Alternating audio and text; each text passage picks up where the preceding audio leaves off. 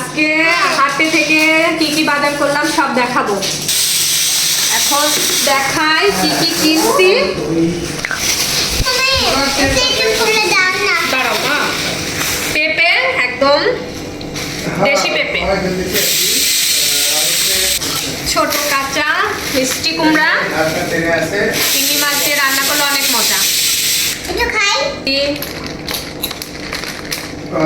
একটু মিষ্টি মিষ্টি খেতে, চিপস মিষ্টি হয়। আন্টি এটা খেয়ে নাও। ডিম আছে আর হচ্ছে কষ্ট করে না মা, এটা মিষ্টি কুমড়া তরমুজ না, মিষ্টি কুমড়া। একটু কষ্ট করে একটু দূরে গিয়ে ফ্রেশ ফ্রেশ সবজি যদি পাওয়া যায় আমার মনে হয় সেটাই ভালো। মটরশুঁটি নিছি, যা যা পাইছি আর কি সব নিয়ে আসছি। কলা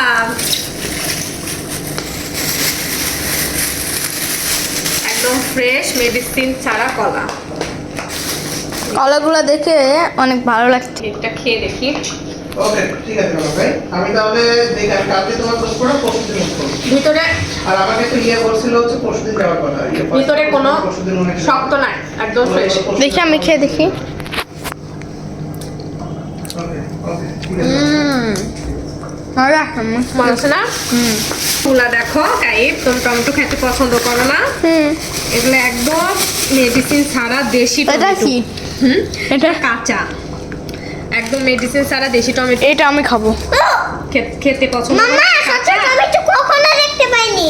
তাই হ্যাঁ, একটা ছোট্ট লাউ, এটা বলা হয় কলার কাঞ্জিল বলে, বিভিন্ন জায়গায় বিভিন্ন নাম এটা নিয়ে আসছে। এখানে দুই ধরনের শাক, কলাই শাক, আচ্ছা নাই শাক রাখার নাই, ঝাঁকাগুলো নিয়ে। আর এখানে মিশানো শাক, মিশানো শাক মানে কয়েক রকম শাক মিলে। সব বাঁচা লাগবে আবার। তারপরে এখানে নিচ্ছি এটা কি?